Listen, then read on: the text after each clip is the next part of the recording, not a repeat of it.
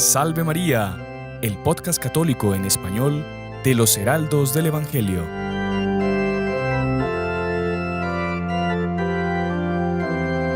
Muy estimados amigos que nos acompañan por Radio Luz, por nuestro canal de YouTube y por todas las plataformas por las que salimos.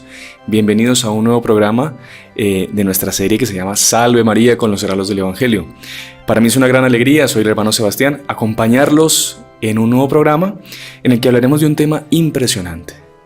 Un tema que de verdad, cuando lo estábamos preparando con el Padre Íñigo, a quien saludo ahora. Salve María, Padre Íñigo. Salve María, hermano Sebastián. Para mí nuevamente es una alegría estar aquí y, como se dice, para hablar de un tema tan importante, ¿no? Sí, cuando lo estábamos preparando, como decía, nos quedamos impresionados de cómo un tema o cómo una aparición de la Virgen con mensajes tan proféticos, tan maravillosos, tan impresionantes, con una historia tan bonita, tan actual, no es conocido. Sí. No es conocido prácticamente por nadie. Como que, al igual que lo que pasó con el Tratado de la Verdadera Devoción, el demonio como que quiso meter la pata para que este mensaje fuese o silenciado o ignorado por la humanidad. Sí. Es una cosa impresionante, Padre, ¿no? Sí, ese es el título de nuestro podcast, ¿no? Uh-huh. Es un mensaje ignorado por el mundo, y que creo que es de nuestra obligación traerlo a la luz, ¿no? Ajá. Y usted decía al respecto del demonio, ¿no? Que el demonio seguramente pues no le gustaron estas profecías y de alguna manera las quiso ignorar, ocultar. Pero también es impresionante, hermano, porque yo vi aquí en las profecías, en una de las profecías que la Virgen María dice a la Madre Mariana, después vamos a hablar sobre ella, quién fue la vidente y aquella a la cual Nuestra Señora se apareció. Pero dice aquí, si me permite, ya voy a leer esta frase. La Virgen María dice que este conocimiento de las profecías está reservado al público en general para el siglo XX. Uh-huh. Dice, en aquella época la Iglesia se encontrará combatida por las hordas de sus enemigos y la pobre patria ecuatoriana, agonizante por la corrupción de las costumbres, el lujo, aquí no es solo la patria ecuatoriana, claro, ¿no? Colocamos aquí el mundo entero, ¿no? El lujo desenfrenado, la prensa impía, la educación laica, campearán los vicios de la impureza, la blasfemia y el sacrilegio en aquel tiempo de depravada desolación, y callando quien debía hablar. Mas sabe, querida hija mía, que cuando en el siglo XX se publique tu nombre, muchos no lo creerán y exigirán lo que Dios no quiere. Muy impresionante. Uh-huh. Entonces, ya usted nos dio un adelanto de lo que dice Nuestra Señora, sí. Y vamos a ponernos ahora en contexto. Usted sí. Mencionó la palabra Ecuador, el país Ecuador, mencionó a la Madre Mariana de Jesús Torres, que es la vidente, y para los que no se han dado cuenta todavía, vamos a hablar de la aparición de Nuestra Señora del Buen Suceso, uh-huh. Que fue una aparición que se dio en el siglo XVI, pero como bien decía el Padre Íñigo, cada día que uno lee las profecías son más actuales de lo que nos imaginamos. Sí. Ahora, muchos se preguntarán, bueno, ¿y ustedes cómo tuvieron acceso a esto? ¿Cuándo fue que agarraron devoción a Nuestra Señora del Buen Suceso? ¿Cómo fue? Porque en las iglesias de los heraldos muchas se ponen imágenes, uh-huh. de Nuestra Señora del Buen Suceso, que es una imagen un poco fuera de lo común, majestuosa, que tiene un báculo en su mano derecha, tiene el niño Jesús, tiene unas llaves grandes también al lado de su báculo, y tiene una corona de reina espectacular. ¿De dónde salió esa imagen? ¿Cómo la conocieron ustedes? Uh-huh. Y es muy interesante contar esto, no quiero alargarme mucho en este tema, pero fue en el año 41, en el año 1941, cuando estaba a punto de desencadenarse una guerra tremenda entre dos países hermanos como son Ecuador y Perú. El ejército peruano estaba invadiendo Ecuador y el arzobispo de Quito mandó a hacer una vigilia en todas las iglesias de la ciudad pidiendo para que la Santísima Virgen interviniese y para que Dios parase esta guerra y que no hubiese una muerte entre hermanos, ¿no? Que no se diese esa disputa entre hermanos. Y se fueron pasando, era una novena durante 9 días, las misas y las vigilias en las diferentes iglesias, y el último día le tocaba a la iglesia que pertenece al convento de la Limpia Concepción, donde están las hermanas concepcionistas, ¿no? Y ellos allá pues tienen esta imagen de Nuestra Señora del Buen Suceso, que contaremos después la historia, cómo llegó hasta ahí. Y esta imagen a las tantas, el último día, desde las 7 de la mañana, todos los fieles que estaban rezando, pidiendo por el final de la guerra, o para que no se desencadenase la guerra, ven a lo lejos que la imagen comienza a parpadear. Qué impresionante. Milagrosamente, la imagen como que comienza a tomar color, a tomar vida. Todos lo vieron. Qué impresionante. Cientos de personas, o yo diría miles de personas. Empieza a parpadear y la imagen comienza a mover sus ojos y a mirar como para el cielo. Y ahí fue impresionante, evidentemente, un fenómeno de esos, vista por cientos de personas. Fue publicado en todos los diarios de Ecuador y la noticia, pues, digamos, salió de las fronteras del Ecuador y llegó hasta Brasil, a Brasil, donde estaba el inspirador de los heraldos del Evangelio, el doctor Plinio Correa Oliveira, que en la época estaba comenzando a entregarse, digamos, a fundar su institución y a reclutar sus primeros amigos para esta obra que hasta ahora, pues, subsiste. Y él quedó muy impresionado de este milagro. Y años después, en la década del 70, él mandó a uno de sus discípulos más fieles, a Monseñor Juan Cladías, el fundador de los heraldos del Evangelio, a que fuese a Ecuador a procurar información, a que investigase sobre los anuncios, sobre las profecías que Nuestra Señora había hecho en el siglo XVI a la Madre Mariana de Jesús Torres, esta religiosa que, digamos, escribió todo lo que la Santísima Virgen le dijo y que son cosas verdaderamente impresionantes. Monseñor Juan consiguió tomar conocimiento de esto, parte de los escritos de la Madre Mariana se los llevó al doctor Plinio Correa Oliveira y él quedó muy impresionado porque por la gran similitud del mensaje de Nuestra Señora del Buen Suceso con Nuestra Señora de Fátima y con todas estas apariciones que venían a dar al mundo un aviso de que si no se convertían, Dios castigaría a la humanidad. Qué impresionante. Entonces es bien, bien interesante. Y ahí fue que nosotros, como heraldos del Evangelio, por deseo de nuestro fundador, difundimos también esta devoción de Nuestra Señora del Buen Suceso y lo vemos como una obligación de honor también, ¿no?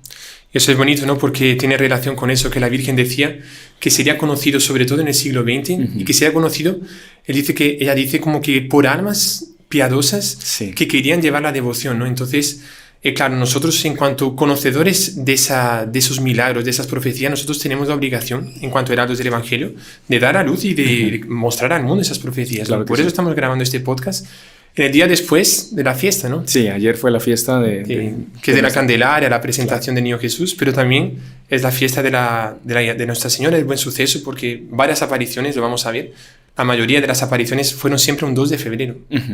Padre, pero como el tema es tan extenso, vamos a entrar ya. Ahora, para conocer la historia de las apariciones de Nuestra Señora del Buen Suceso, de su mensaje, tenemos que conocer también a la vidente, que fue la que fue testigo de estas apariciones y que redactó todo esto, y que es Sor Mariana de Jesús Torres. Es una religiosa española que, bueno, el padre quizá nos cuenta un poco la historia. En la época, se acuerda que no había congregaciones religiosas de clausura contemplativas en Ecuador, en Quito, y le piden al rey Felipe II que mande, que ayude, que patrocine la apertura de un convento, y ahí es que son mandadas estas religiosas. ¿Es así, padre? Sí, exacto. Fue justamente a un pedido de las familias de Quito que no tenían un convento de contemplativas, ¿no? Que en la época era muy común, sobre todo en España, ¿no? Estamos en el siglo justamente de Santa Teresa de Ávila, ¿no? Cuando Felipe II era rey, también estaba Santa Teresa de Ávila. Y había una gracia muy fuerte de la vida contemplativa. Y Felipe II accede y no solo manda también recursos financieros, pero también les pide a unas concepcionistas que vayan allá para fundar. Le va a encargar a la Madre María de Jesús de Taboada, no confundamos con la Madre Mariana de Jesús Torres, pero era la tía de la Madre Mariana de Jesús Torres, y ella va a ser la Madre Superiora que va a ir hasta Quito con otras varias monjas concepcionistas. Y como era su sobrina, a pesar de tener apenas 13 años, pero ella tenía ya un deseo muy fuerte de ser monja, ¿no? Y ella le va a pedir para acompañarla. Y realmente van a ir a Quito. Claro. Con todas las dificultades de un viaje en la época, sí, ¿no? Pero además de las dificultades del viaje normal, naturalmente en el medio del Océano Atlántico, pues tuvieron una tempestad, solía pasar, pero cuando ellas dos comienzan a rezar para que Dios y la Virgen María hiciesen acalmar esa tempestad, ellas tienen una visión, las dos tienen una visión que ven que era el demonio, una especie de monstruo marino con una serpiente inmensa, un dragón, sí, estaba agitando el mar para hundir ese barco, porque sabía lo que venía, ¿no? Sabía que esa niña iría a ser una santa, ya era una santa impresionante, como vamos a ver algunas cosas que le pasaron ya en la infancia, y él quiso hundir ese barco. Y ellas comienzan a rezar y ven aparecer la Virgen María con el niño Jesús, como ella va a aparecer en la imagen del Buen Suceso, y con una cruz, y al final de la cruz una cruz muy larga, ¿no? Puntiaguda, y una especie de punta de lanza al final, y ella va a clavar esa cruz con punta en la cabeza de ese dragón, y lo va a hacer pedazos, y en ese momento para la tempestad, y consiguen llegar sanas y salvas a... ¿Sabe qué interesante? Usted comentaba que ella desde pequeñita tuvo ese deseo de ser religiosa, y recuerdo que había leído que ella a los 9 años, cuando hace su primera comunión, ella es como que llevada en un éxtasis, ve a nuestro Señor, y nuestro Señor le dice que deja tu patria y tu casa paterna porque Dios se ha enamorado de tu belleza. Qué impresionante. Es como fue la forma de llamarla, de Dios, decirle que su vocación es ser religiosa. Y ella entiende perfectamente, y ahí es que decide ir con su tía años después hasta América para fundar el convento. Ellas llegan a Quito, entonces, fundan el convento, pero ella no estaba con edad para ser religiosa. Tenía 13 años todavía, y la edad mínima eran 15 años para hacer los votos. Sí. Pero ahí pasa una cosa impresionante, que a los 15 años realmente ella consigue entrar, y ella va a ver la ceremonia de admisión de ella al convento, ¿no? Que era una ceremonia súper bonita. Y en ese momento pasa místicamente un desposorio místico, ¿no? Sí, un matrimonio. Un matrimonio místico, y nuestro Señor Jesucristo se casa con ella místicamente, le da un anillo con 4 piedras, ¿no? Sí, es bien bonito para los que no saben. Las religiosas, ellas místicamente se casan con nuestro Señor Jesucristo. Incluso cuando entran al convento, principalmente las carmelitas, ellas van vestidas de novia, ¿no? Sí. Porque es para un matrimonio, incluso reciben un anillo y eso. Pero lo que el padre está contando es muy interesante, que ella místicamente vio a nuestro Señor Jesucristo, que se acerca, le pone un anillo que tenía 4 piedras, cada una de esas piedras simbolizando uno de los votos: pobreza, castidad, obediencia y clausura. O sea, entraba en el claustro, no podía más salir. Sí. Y fue interesante también, me acuerdo un hecho, perdón, le estoy interrumpiendo mucho, padre. No, pero es que en ese tema sí sabe mejor que yo. No. Puede interrumpir lo que sea necesario. Que los padrinos de ese matrimonio son la Santísima Virgen y San José. Qué interesante. Porque para que un matrimonio sea válido necesita padrinos. Padrinos, exactamente. Y la Santísima Virgen le corta una vena del corazón. Todo eso místicamente. Todo eso místicamente, le corta una vena del corazón. ¿Para qué? Para que ella no tenga apego a las cosas del mundo. Sí. Y San José le pone una azucena también en el corazón para que ella no tenga caídas, no tenga tentaciones en materia de pureza y de castidad.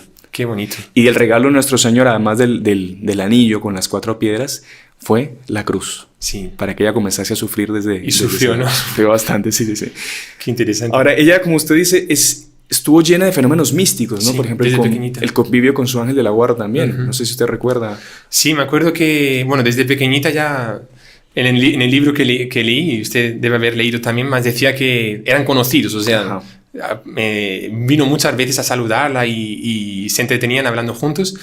Y a veces cuando estaba dentro del convento, ella estaba rezando sola en la capilla y estaba la lámpara del Santísimo Sacramento, que claro, antiguamente pues era una llama como hoy en día, pero cualquier viento, cualquier cosa se apagaba y era mucho más difícil, ¿no? Que hoy en día hay mecheros y tal. Y cuando se apagaba la lámpara del Santísimo, venía el ángel de la guarda, y el ángel de la guarda le decía: Mariana, se ha apagado la lámpara del Santísimo, tienes que encenderla. Y la Madre Mariana decía: pero ¿por qué me avisas a mí? ¿Por qué no va usted para encenderla? Claro, para mostrar la confianza que le tenía. Con tus fulgores, tú eres hecho de luz, ¿por qué no la enciendes? Y el ángel de la guarda obedecía y encendía la lámpara y delante de ella, ¿no? Qué interesante. Entonces es una vida mística impresionante, ¿no? Bueno, y ella también dentro del convento tuvo muchísimas funciones, como cualquier religioso. Fue encargada de las novicias, o sea, las que son aspirantes o quieren entrar a la vida religiosa. Tienen una encargada que se encarga de dirigirlas hacia los votos y eso, y de la que tiene que decidir si una religiosa o no tiene vocación. Y ella tenía el don del discernimiento de los espíritus. En el programa pasado lo explicábamos con el hermano Gabriel, que era un don que también tenía San Juan Bosco, y ella podía discernir y podía ver el alma de las novicias, y viendo el alma de las novicias podía guiarlas de una forma mejor o no. Y cuando una novicia cometía alguna falta, rompía el silencio o hacía una cosa que no debía, ella veía todo eso en el alma y la iba a corregir, y con eso la dirigía, y cuando la corregía le decía que hicieran penitencia juntas para superar esas dificultades, esos defectos. Eso es una verdadera superiora, ¿no? Exactamente.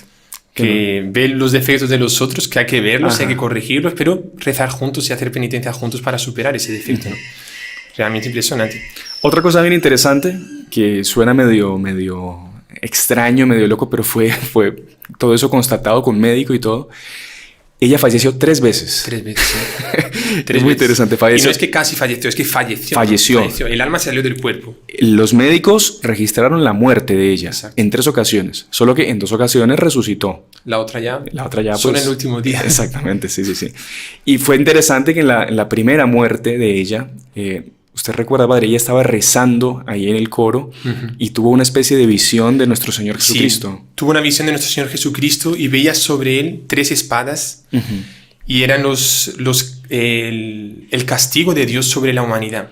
Una espada era la espada de la herejía, otro de la blasfemia y otra de la impureza. Y la Virgen María como que le pedía si estaba dispuesta a ofrecerse por los pecados que estaban siendo cometidos ya en esa época, pero sobre todo por los pecados que vendrían del siglo XX y futuro. Del siglo XX y futuro, que sería un horror en materia de impureza, de blasfemia, de herejías, como en fin vemos hoy en día, ¿no? Y ella dijo, estoy dispuesta, hágase tu voluntad. Y en ese momento ella sintió las 3 espadas que estaban encima de nuestro Señor, yendo hacia ella, ¡praf! Y se le clavaron en el cuerpo y en ese momento se murió. Se murió hasta el punto que su alma salió del cuerpo, subió a la presencia de nuestro Señor Jesucristo y nuestro Señor Jesucristo le dio 2 coronas para escoger, claro. Para escoger, exacto. Sí, qué interesante. Una era una corona llena de gloria, significando que ya estaba en el cielo, ya estaba conquistada su santidad, su eternidad. O sea, si ella quería, podía quedarse. Si ella quería, podía escoger. Y la otra corona era una corona llena de azucenas con espinas. Y ella sintió que daba más gloria a Dios escoger esa corona de azucenas con espinas, que significaba que todavía tenía que permanecer en la tierra para sufrir mucho por nosotros, por todo el mundo. Y ella quiso escoger la corona de azucenas con espinas y en ese momento pues vuelve a la tierra y resucita, ¿no? Ajá. Dicen que espontáneamente, así de la nada, ya en medio había pasado un día o algo así. Sí, ya le estaban velando todo. Y ella vuelve a la vida misteriosamente y todo el mundo queda impresionado porque ya el médico había atestado su fallecimiento. Impresionante, ¿no? Impresionante. Bueno, padre, entonces hay mil los estigmas casos, también es interesante. También, ¿no? Exactamente. Los estigmas. Nuestro Señor digamos, se le presenta nuevamente y le dice que si está dispuesta a sufrir por una de las hermanas del convento que estaba levantando toda una revolución y que estaba queriendo acabar con la vida, digamos, observante del monasterio. Era una monja que le llamaban la capitana, que era un verdadero, digamos así, un verdadero demonio, digamos, en materia de convivio interno. Y era súper grosera y agresiva, principalmente con la Madre Mariana, que era la que más le hacía bien. Entonces nuestro Señor le dice que si está dispuesto a sufrir por ella 5 años en el infierno, por las 5 llagas que él tiene en su cuerpo, las 5 llagas de la pasión. Ella acepta esos 5 años de sufrimiento en el infierno. Su alma fue al infierno durante esos 5 años. Ella recibe los estigmas físicamente y ella ofrece ese sufrimiento, ¿por qué? Por la conversión de esta monja, de una monja. Eso es un mérito en materia de holocausto, de santidad. Sí. Porque así sufrir por una persona que nos gusta mucho es bonito, ¿no? Pero por una persona que nosotros detestamos y que ella nos detesta, y 5 años en el infierno. Hay un caso impresionante que esta monja capitana, que le llamaban así, cayó enferma. Y era como le digo, una tipa insoportable. Y la Madre Mariana quedó encargada de cuidarla. Y ella, sufriendo en su alma las penas del infierno, iba y con toda delicadeza le daba la comida, le llevaba una especie de sopa. Y cuenta la narración del padre Manuel Sousa Pereira, que es el que escribió toda la historia, que la Madre Mariana le daba una cucharada de sopa a esta monja, la capitana, que estaba enferma, y esa capitana le escupía la sopa en la cara y le decía, no me des esa porquería, está fría, está horrible. Y la Madre Mariana se limpiaba con paciencia, iba a calentarle la sopa nuevamente y volvía. No le decía absolutamente nada. ¿Qué ejemplo? No, una cosa, mire, de verdad una santidad impresionante. Pero bueno, padre, continuemos porque nos queda poquito tiempo. Hay un caso muy interesante. Comentábamos que había un sector de religiosas que eran las relajadas, que quisieron hacer toda una revolución y quisieron hacer una procesión hasta donde estaba el obispo para denunciar a la Madre Mariana y para pedirle que les cambiaran la superiora y que la echaran del convento, etc. Y dice que ellas hicieron una especie de cortejo, estaban yéndose hacia la puerta, iban a romper la clausura, por lo tanto iban a violar la clausura. Y había una imagen que habían traído de España las fundadoras, que era una imagen de Nuestra Señora de la Paz. Que era la patrona en ese momento, ¿no? del convento. Que hasta ahora se venera también ahí en el convento. Yo tuve la gracia de verla. Y era una imagen que estaba así, de frente, mirando. Y a las tantas, ella, cuando vio que las monjas estaban saliendo del convento, milagrosamente ella mueve su cabeza. Qué interesante. Y con una cara de indignación, una cara seria, comienza a mirar a las monjas que se estaban yendo. En ese momento todas las monjas caen desmayadas y no salen del convento. Y fue una cosa impresionante. Y hasta ahora la imagen se conserva con la cabeza torcida. Es muy, muy bonito, muy bonito. Qué bonito. Es la defensa de la Virgen María por aquellas que son sus hijos y sus hijas verdaderas, ¿no? Ahora, padre, ¿qué le parece si entramos ya en el tema de la confección de la imagen? ¿Cómo fue que esta imagen milagrosamente se pudo hacer, se pudo realizar? ¿Usted se acuerda? Sí, claro. Bueno, no sé si es mejor leerlo, yo creo que es mejor contarlo. Sí, contarlo porque... Sí. Bueno, entonces, en cierto momento, creo que fue un 2 de febrero, como solía pasar los 2 de febrero, la Virgen María se aparece a la Madre Mariana de Jesús Torres y le comunica que es deseo de ella de que la veneren con el título de Nuestra Señora del Buen Suceso y Reina de las Victorias. Y ella dice que para honrarla y para hacer esa cantidad de milagros que ella quería hacer, ese bien a las almas, porque habría mucha gente que con esa devoción se convertirían, así como pidió en Guadalupe, por ejemplo, como pidió en Lourdes, es muy común que ella pida para hacer una capilla, para hacer una imagen.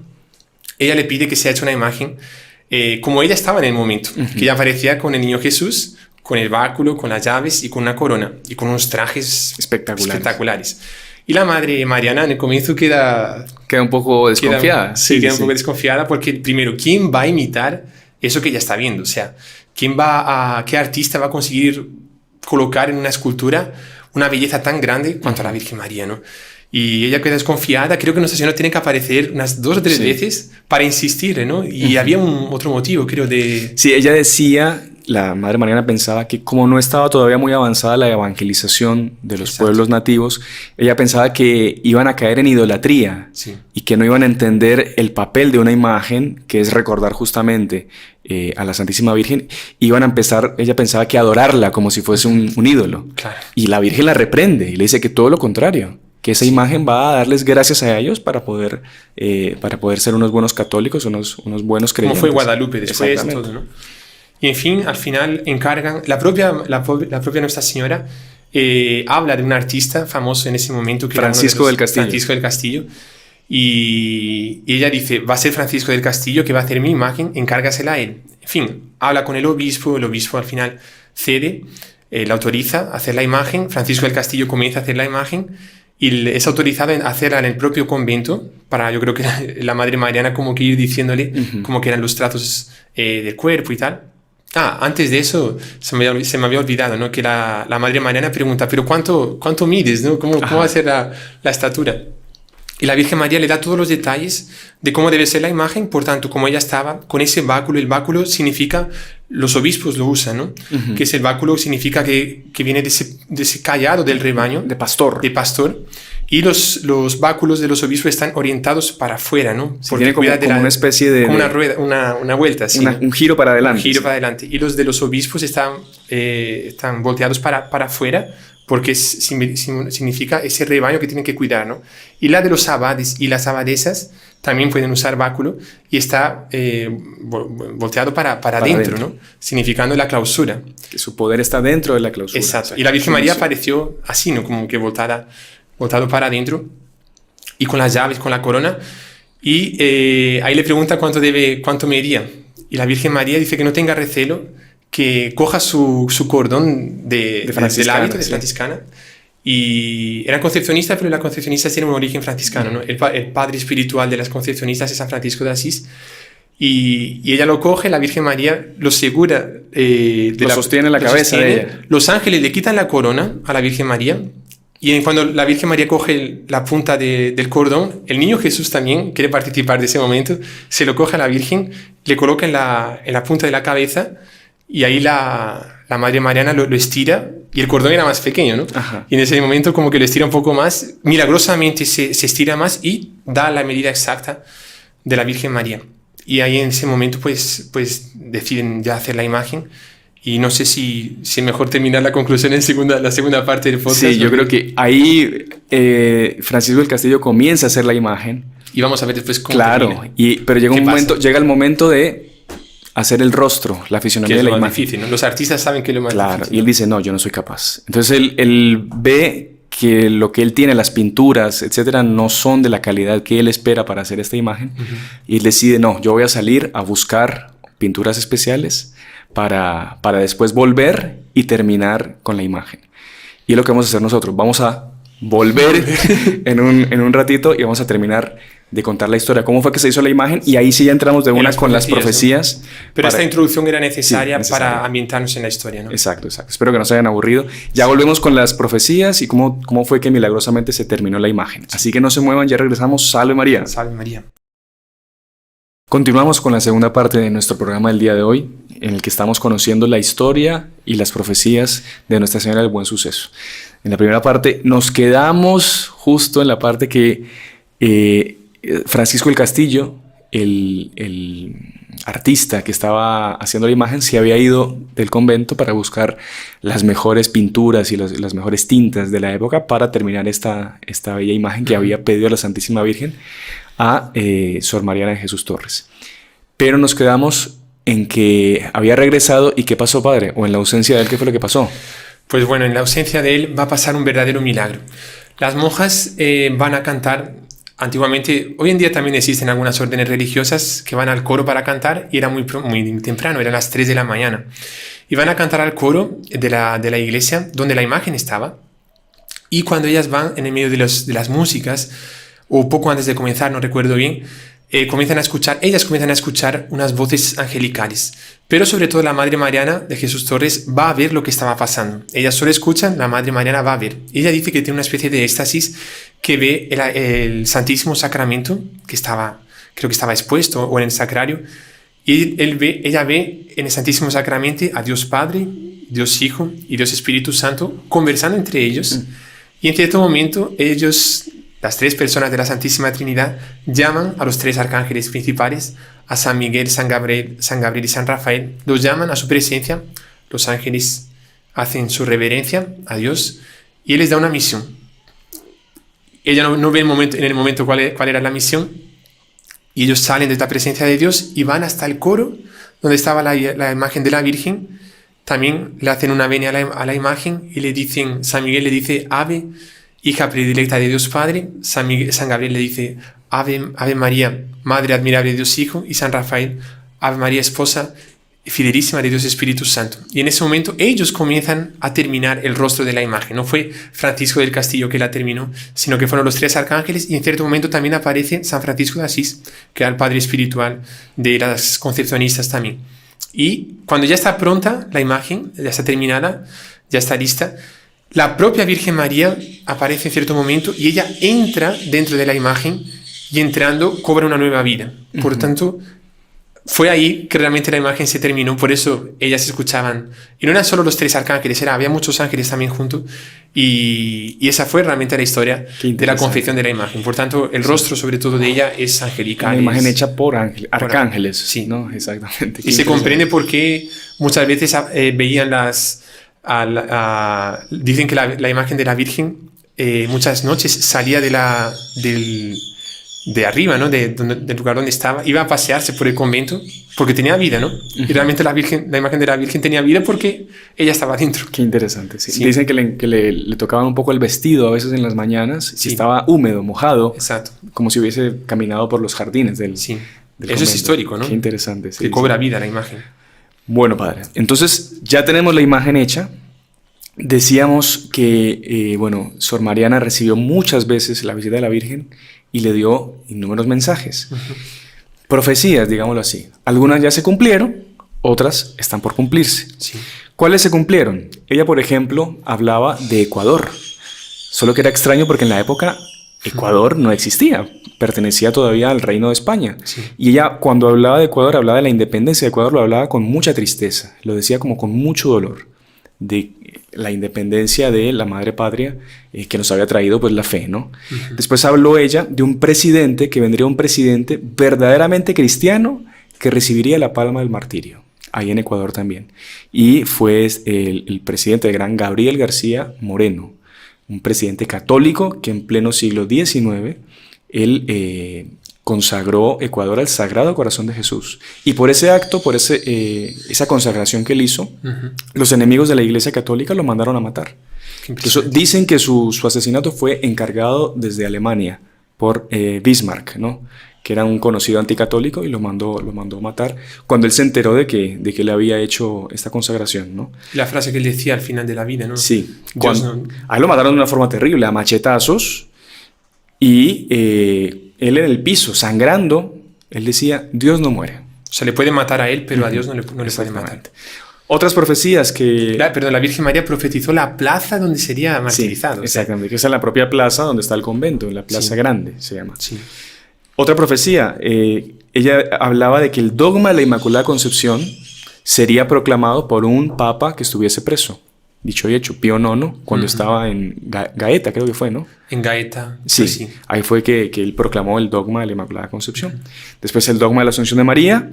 Ella hablaba también del santo cura de Ars como ejemplo para los sacerdotes. Qué impresionante. Y también anunció la canonización de su fundadora, Santa Beatriz de Silva. También la profetizó. Y ahora entramos a lo que serían las profecías para nuestra época, que algunas se están cumpliendo y otras están por cumplirse. Sí. Recuerden que ella hablaba de la herejía, la blasfemia y la impureza con esas 3 espadas.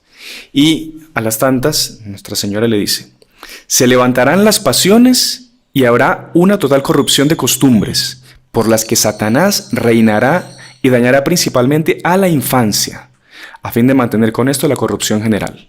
Ay de los niños de este tiempo, difícilmente recibirán el sacramento del bautismo y el sacramento de la confirmación. Qué impresionante. El sacramento de la confesión lo recibirán solo los que permanezcan en escuelas católicas. Muy interesante esto. Sí. Que el diablo se empeñará por destruir valiéndose de personas autorizadas. Qué impresionante es aquí, ¿no?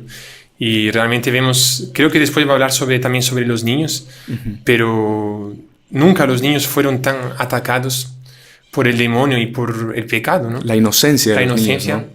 Como hoy en día, ¿no? Creo que en otro momento va a ser más claro.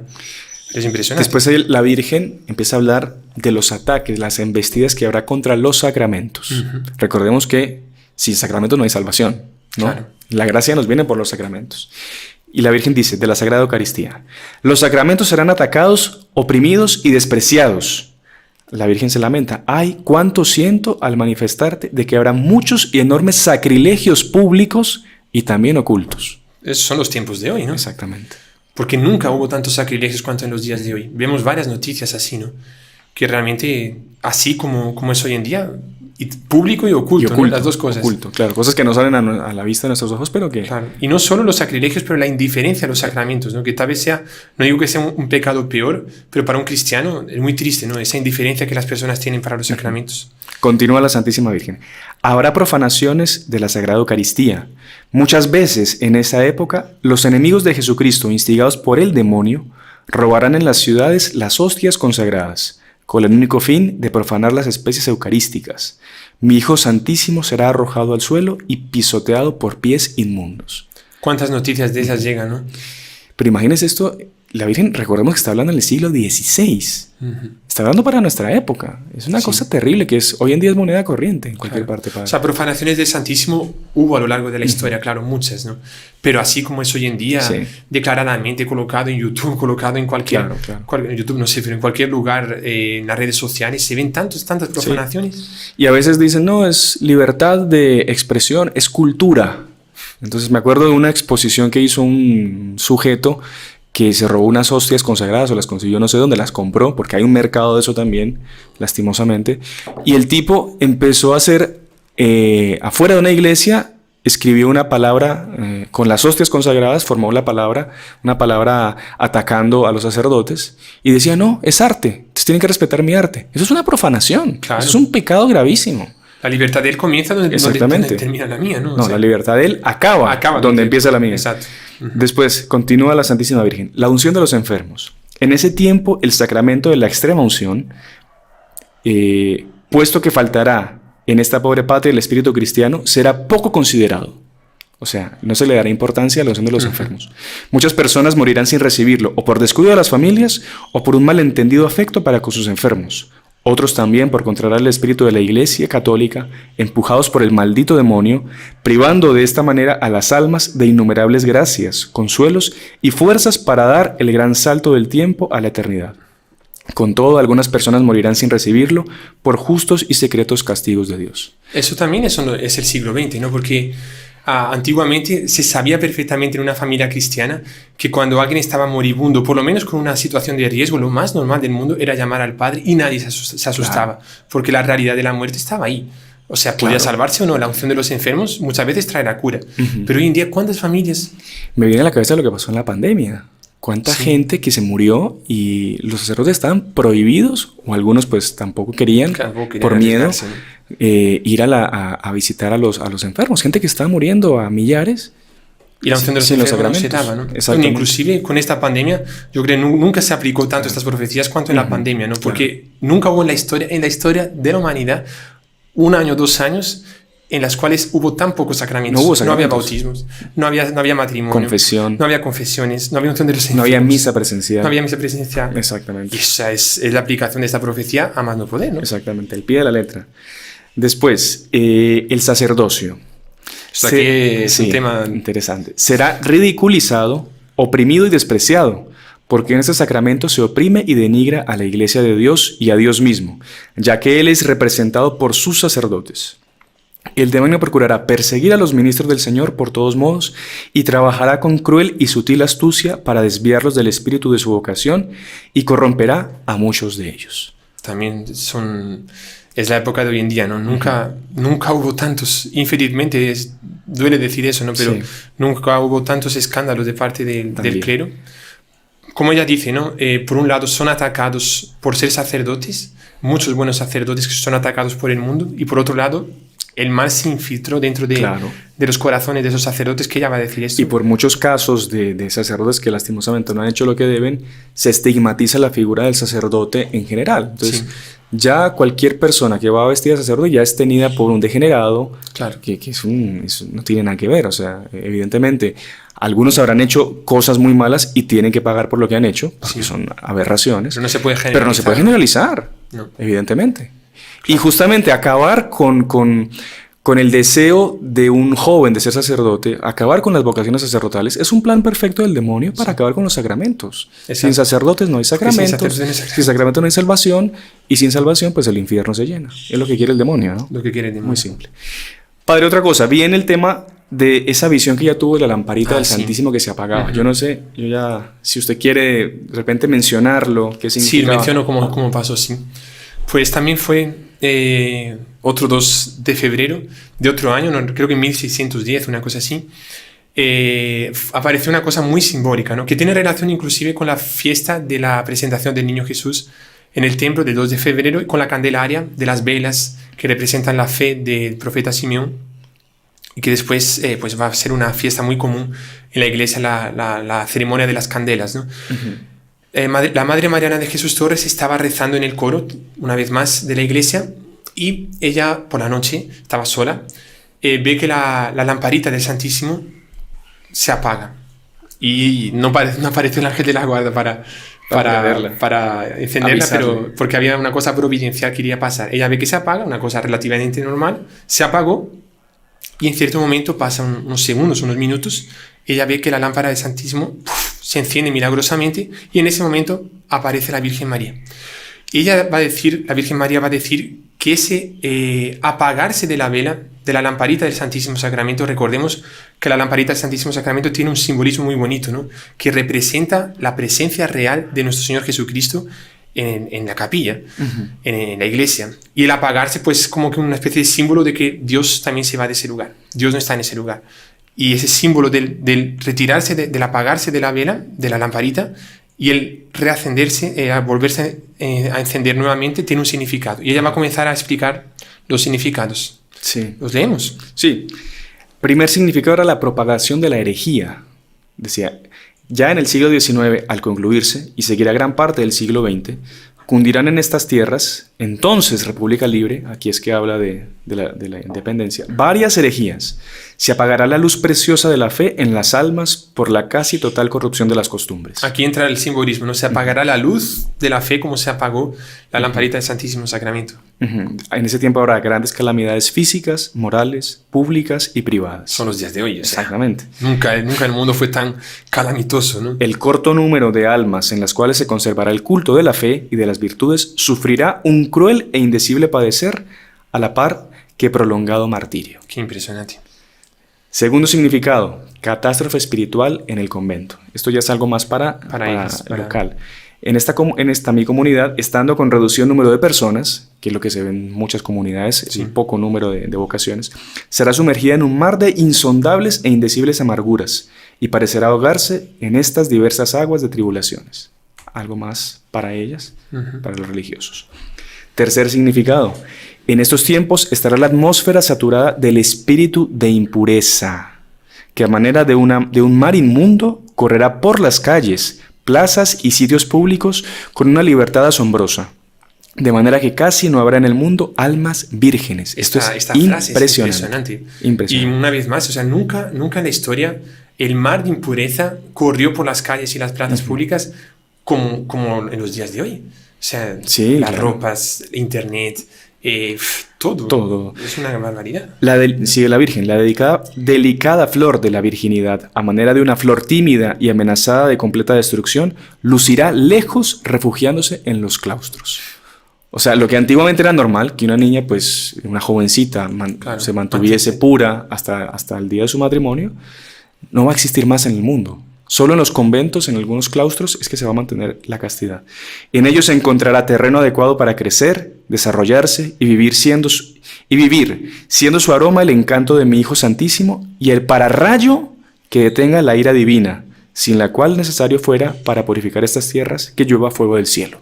O sea, es por esas almas vírgenes que se van a mantener fieles a esa práctica de la castidad que Dios, por así decir, frena su castigo. El pararrayos, ¿no? Exactamente, es el pararrayo de los castigos de Dios.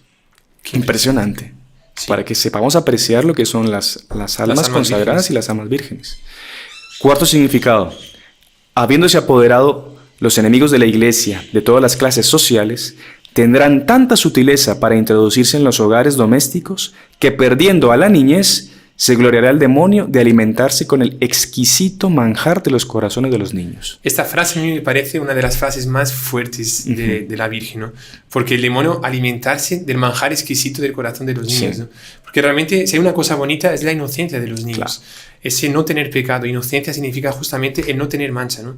Y el demonio querer apoderarse hasta de ese manjar de la inocencia, y ya desde pequeñitos a veces vemos niños con 3, 4 años que dicen cada barbaridad, sí, malas palabras, ven cualquier cosa en la televisión, en el celular, en el computador, y el demonio está apoderándose del corazón de los niños, claro, ¿no? Está deliciándose de ese manjar. Exactamente. Y una vez más nunca hubo tanto así como en los días de hoy. Siguiente. En el clero secular habrá en esa época mucho que desear, porque los sacerdotes se descuidarán de su sagrado deber, perdiendo la brújula divina, se desviarán del camino trazado por Dios para el ministerio sacerdotal y se apegarán al dinero, en cuya obtención pondrán demasiado empeño. Es un poco fuerte esto. Es fuerte, sí. Fuerte, pero son palabras de la Santísima Virgen, sí, digamos. Curioso que dice el clero secular, ¿no? Hay una diferencia entre el clero secular y regular. Secular son más las diócesis, ¿no? Sí. Las parroquias, todos. El clero regular son los monjes, ¿no? Claro. Que viven en las órdenes religiosas. Pero se ha generalizado completamente, pero, ¿no? Sí. Exacto. Bueno, quinto significado. Al descuido de las personas que, poseyendo cuantiosas riquezas, verán con indiferencia a la iglesia oprimida, perseguida la virtud, triunfante la maldad, sin emplear santamente sus riquezas en la destrucción del mal y la restauración de la fe, y por esa indiferencia del pueblo en dejar que poco a poco se borre el nombre de Dios, adhiriéndose al espíritu del mal, entregándose con libertad a los vicios y pasiones. Ay, querida mía, si te fuese dado vivir en esta temerosa época, morirías de dolor al ver realizado todo lo que aquí te revelo. Qué impresionante. Tal es el amor que mi Hijo Santísimo y yo tenemos a estas tierras, heredad nuestra, que queremos desde ahora la aplicación de tus sacrificios, oraciones para acordar el tiempo de duración de tan terrible catástrofe. Nosotros tenemos que ver el mundo que nosotros vivimos desde esta perspectiva, ¿no? Claro. O sea, para un católico que vive en los días de hoy, ver tantos pecados tiene que ser un motivo de dolor, ¿no? Exactamente. De esperanza, claro, como la Virgen lo va a dejar claro, pero con mucho dolor de los pecados que se cometen. Padre, se nos va el tiempo. Sí. A ver, vamos a terminar aquí de leer. Creo que a nuestra audiencia estará ajustando y estará acompañando las palabras de la Virgen. Bueno, sí. Tienen que escucharlo como si fuese el mensaje de la Exactamente. Virgen. No nuestro mensaje, pero las palabras. Estamos leyendo textualmente acá. Sí. Sigue Nuestra Señora. Entrarán todos los vicios que atraerán a su vez toda suerte de castigos, como la peste, la peste, el hambre, disputas internas y con otras naciones, guerras por lo tanto, y la apostasía, causa de perdición de un considerable número de almas. Esto es muy importante. Habrá una guerra formidable y espantosa en la que correrá sangre de nacionales y extranjeros, de sacerdotes seculares y regulares y también de religiosas. Esto es profecía, son palabras de la Virgen, ¿no?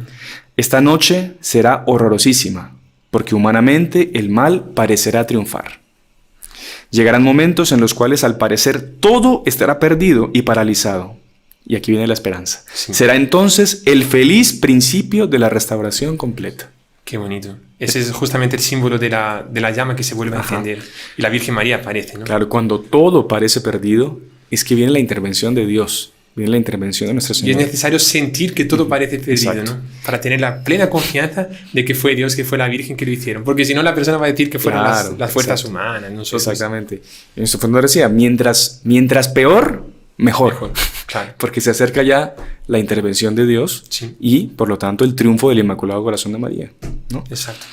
Y Padre, ya a las tantas, Nuestra Señora da otra revelación al respecto de un hombre que ella le llamaba del prelado, que era el que estaría llamado a restaurar la Iglesia Católica, que es un tema muy interesante. Vamos a leerlo también, ¿le parece? Claro.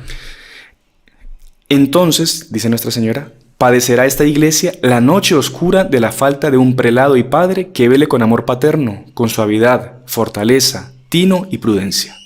Se habla como de una especie de orfandad de la Iglesia, aparentemente.